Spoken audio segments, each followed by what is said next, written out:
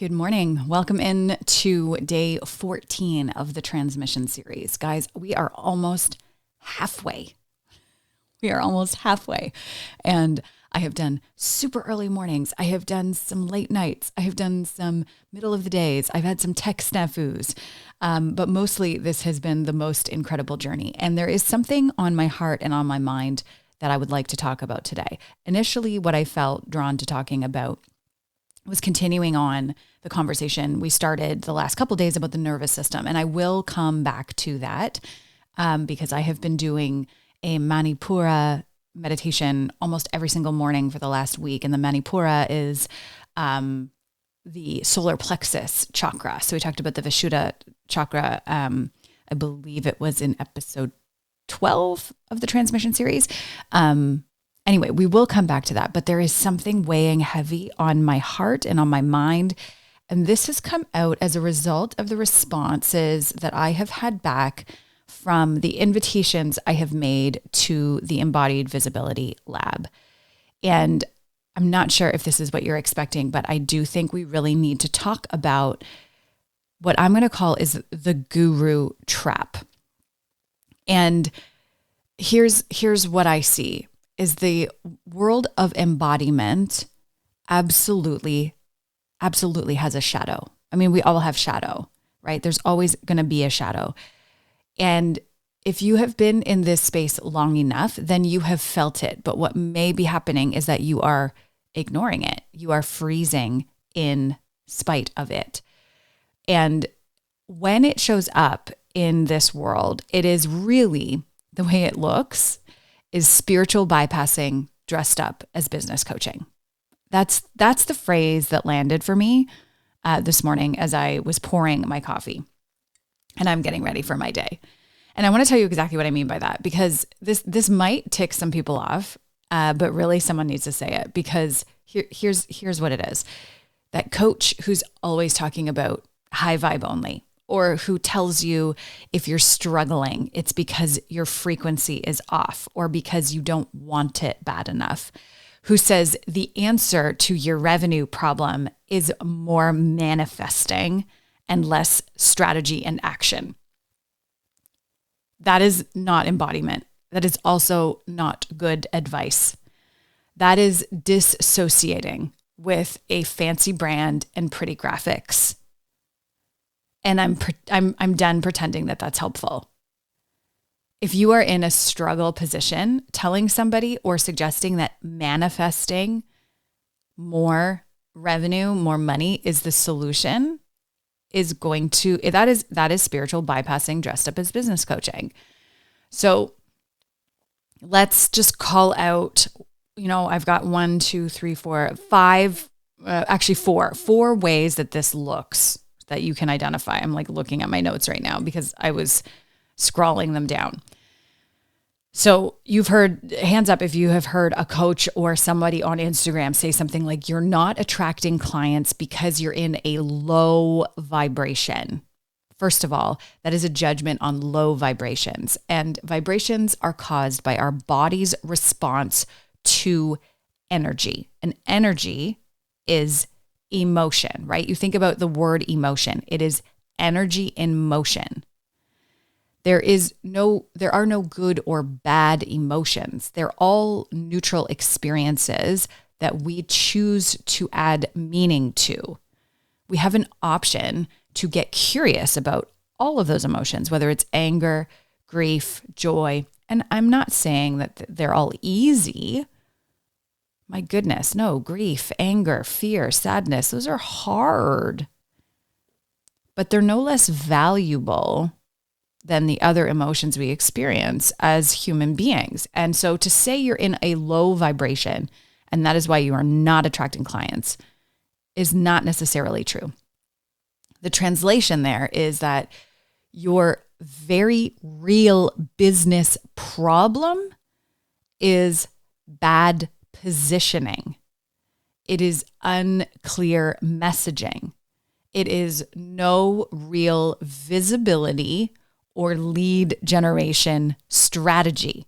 And because you don't have those things, you do not feel fully safe. And so you cling to the emotions that are, I want to say, familiar. You cling to the state, maybe not even the emotions. You cling to the state that is familiar. We talked about this with the nervous system.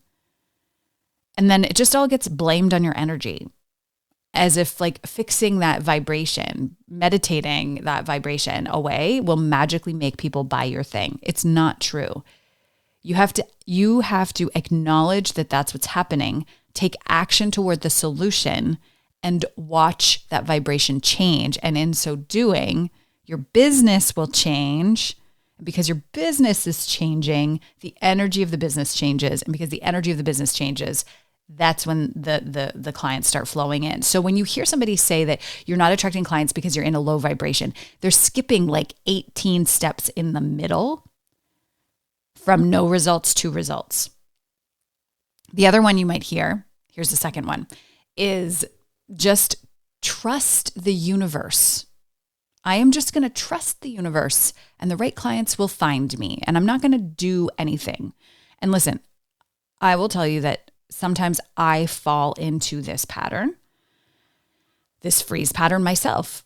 And I am at a point now where I've recognized that for the last 6 weeks or so, certainly August into September, I was a little bit in this pattern of like, I need to sit really still and see what happens. Now, sitting really still is not the same as bypassing what you know needs to be done. Sometimes you do really need to sit still and trust that. But it needs to be in service of a decision point and a clarity point. It can't just be your baseline response to everything not working out. Is that, I'm just going to sit here and trust that it will? I mean, because it doesn't have to be. It doesn't have to be that way. So trust the universe and the right clients will find you. Meanwhile, here's some things that happen. You have no clarity on your offer. You're posting sporadically, hoping someone will DM you. That's kind of what I did in September, to be honest. I was a little bit in this trap. And what you're doing, especially when it comes to like growing this side of my business, like the somatic coaching and that kind of side of my business, on the comm side and on the Story Studio Network side, I was clear and I didn't feel this instability. But guess what? It's because I have a website and an offer. I felt really unclear on this side of the business before the transmission series manifest and took action on it, and before the Embodied Visibility Lab became a thing. Now I have clarity and I'm not trusting the universe. I'm trusting myself to take the action. Do you see what I mean? You can't just post sporadically and sit there and hope that somebody figures it out and call that trusting the universe without a business strategy. Here's another one. If you're burned out, it's because you're not aligned. And this is a sneaky one because I say that too.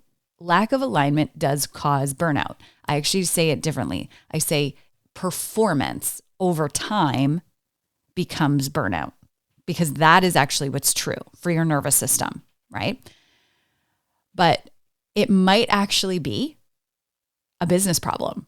It might actually be that you are doing the work that you want to be doing, but strategically on the business side, the operations of the business are messed up. And you have hired a coach who's going to tell you just to sit there and meditate on alignment, when really what you need is an operational restructure of the business so that you are not undercharging, so that your scope of practice is more refined, so that you aren't working for poverty wages after you have paid all of your bills in the business, paid your team, paid your tech stack or whatever, so that your business is generating profit. Profit is really important, and profit is not a bad word. Profit is essential, not just paying yourself. For women in business, there's a lot of focus on making sure you're paying yourself. You need operations in your business, and I don't care if you're a solopreneur, you need operations. They won't be as complex as if you're running a team, but you need them. That's what causes alignment. That's what causes you to trust the vessel of your business to not burn you out, right? It's like getting in a brand new Mazda SUV that's beautiful and it fully loaded, and you love the car and you're trying to use the car to get from your house to the grocery store versus using a Fred Flintstone car. They're both still cars.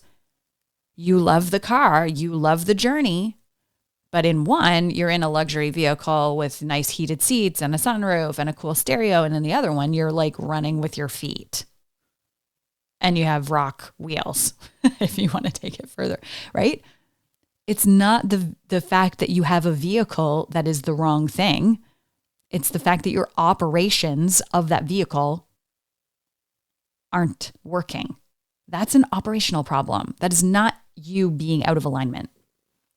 And I will say, this is a big thing for me to lean into next year.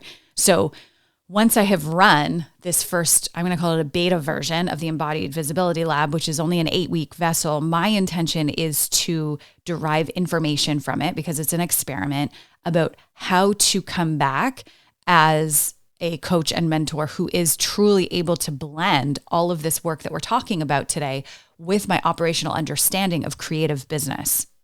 I haven't yet figured that out yet, to be fully transparent. But I think it's really important, because I now know, having been walked through the fire for 2.5 years and recalibrated 2 businesses to be operationally extremely profitable, to the point where now I only work 3 days a week for the most part. I feel like I have a lot to give in that realm. I'm actually not sure that I'm attracting the right clients in that realm. So this is why I'm running the experiment. I will be someone different in January than I am now. Here's the last one. Good vibes only. We don't do negativity here. Don't be a Debbie Downer. And this is the one that makes me the most angry, because what it actually means is don't talk about your real problems.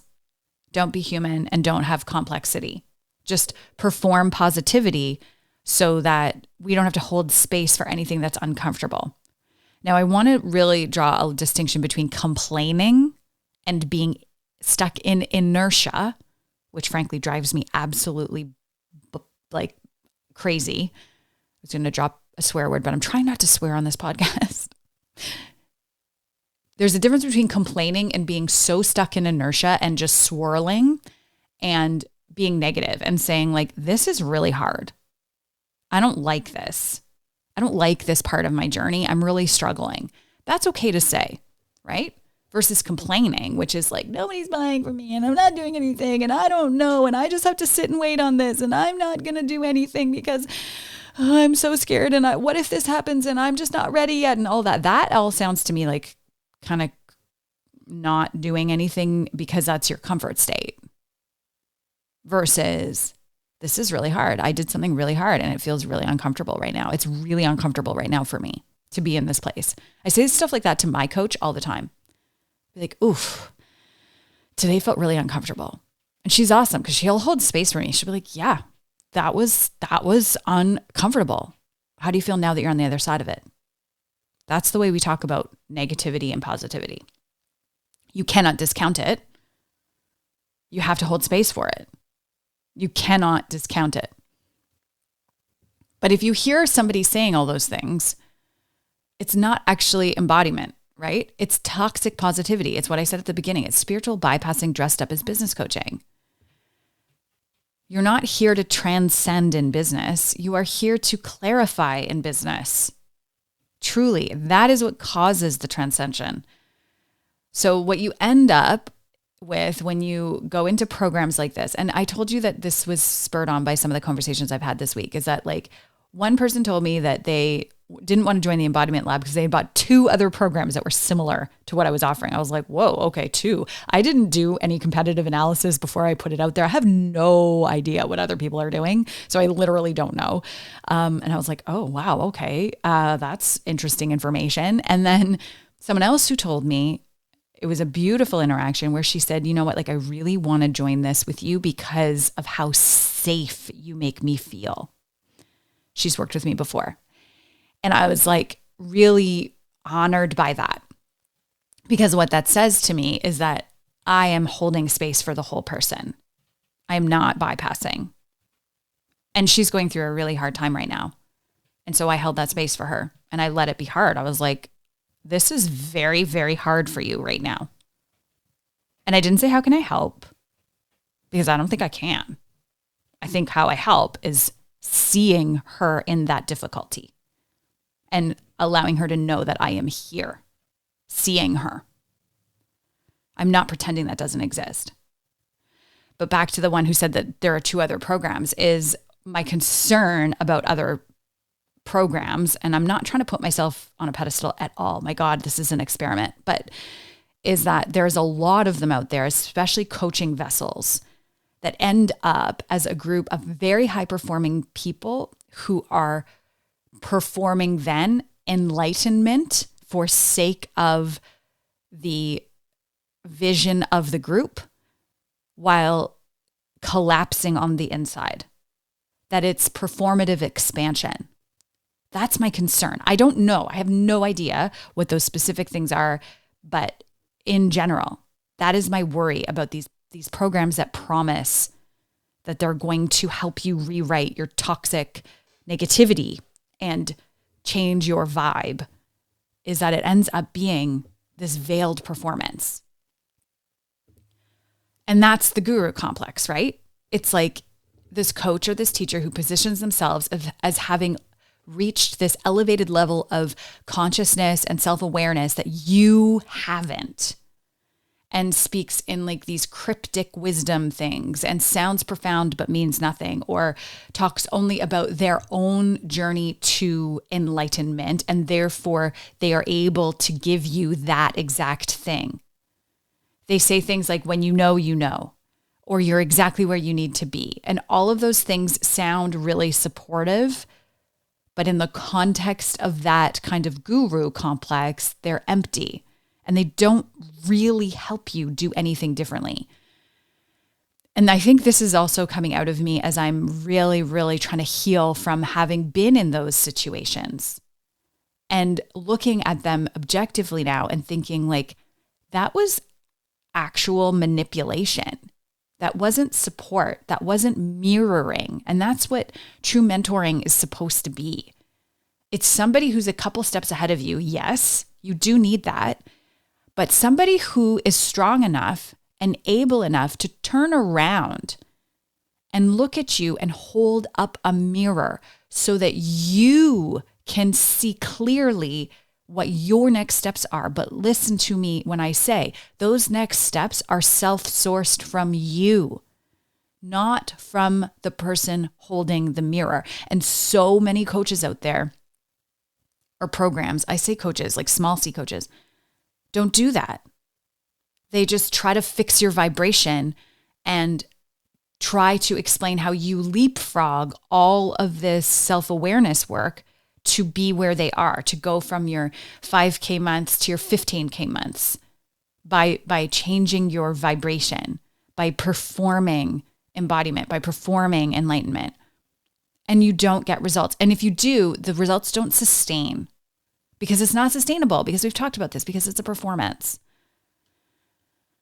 So all of this to say, this was what I wanted to get out today. I wanted this to be a little bit, practical, empowering, and have you have this sense of you have the choice. You are able to discern before you move forward into anything like this. You should be asking tactical questions before hiring someone, tactical questions before hiring someone to be a business coach for you. What is your understanding of operational procedures? How well will you be able to coach me on the structure of my business, the stira and the sukha? My God, it came up again. You need someone who can do both, right? Also, another thing is notice if they're ever willing to admit that they don't know the answer to something, right? Like there are some very specific situations in my business, particularly Story Studio Network, where like my knowledge of media and the way media functions is pretty vast. And there's probably not a lot of people who know more than I do about it, like just knowledge wise. So when I ask my coach questions about how to handle certain things on that, I'm fully well aware that I'm the expert. And she's there to hold the space and maybe see some gaps in my thinking, but she's going to be like, well, I don't know how that all works. And that's how I know she's awesome. Because often she'll admit, I don't know anything about that, but here's what I see. Cool. She doesn't pretend she knows better. She also, like, the other thing that you should look for is someone who's able to talk about their own mistakes they've made with past clients, mistakes they've made in their own business. Not all perfect, right? And then I also want you to think about, is the advice that I am being given truly actionable, or is it just wishy-washy? Right? And this is what I want to build toward next year. So the Embodied Visibility Lab for me is an experiment in seeing how I can hold a container that is about developing this awareness. That's it. That's the whole point of the whole program is, can we over 8 weeks change the conversation so that we're empowered enough to have the awareness of where our decisions are being made in our body, and then practice making better decisions. And some of that will become actual actions in the real world.